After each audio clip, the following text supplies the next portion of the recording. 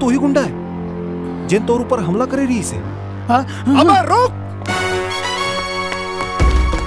अर्जुन।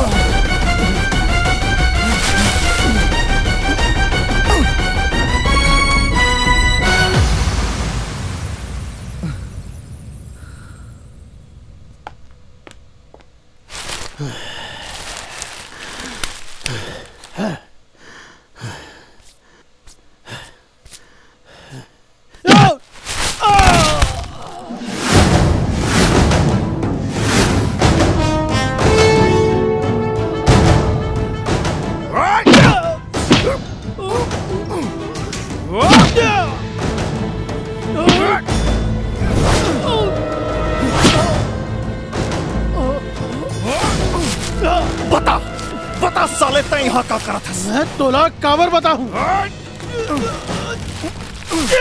मुला नहीं बता बे। बता साले तय यहाँ का करा था। मैं यहाँ के इंचार्ज हूँ। ये तो विधायक जी की कोठारी।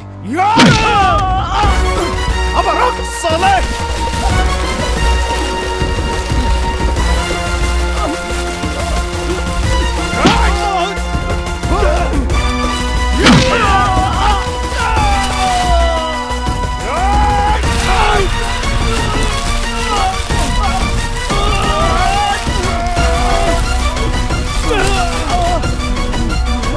वो दिन प्रियल हमारे पर खबर आए। मुला नहीं मालूम।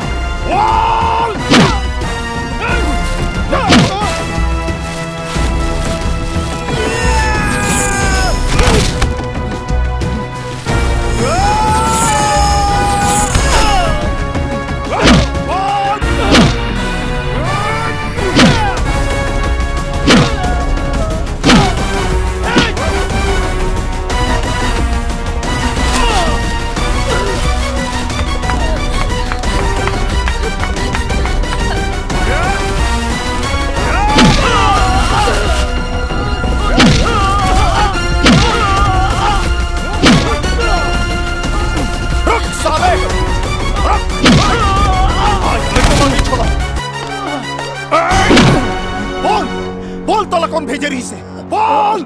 मोला मधु बाबू के पिए बोले रही। मधु बाबू के पिए?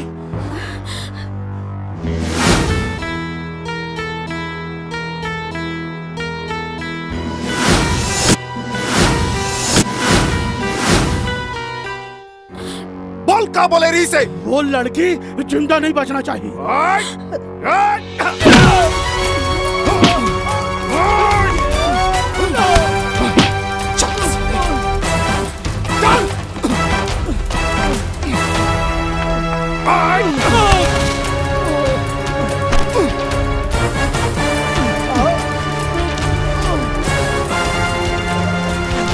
Right!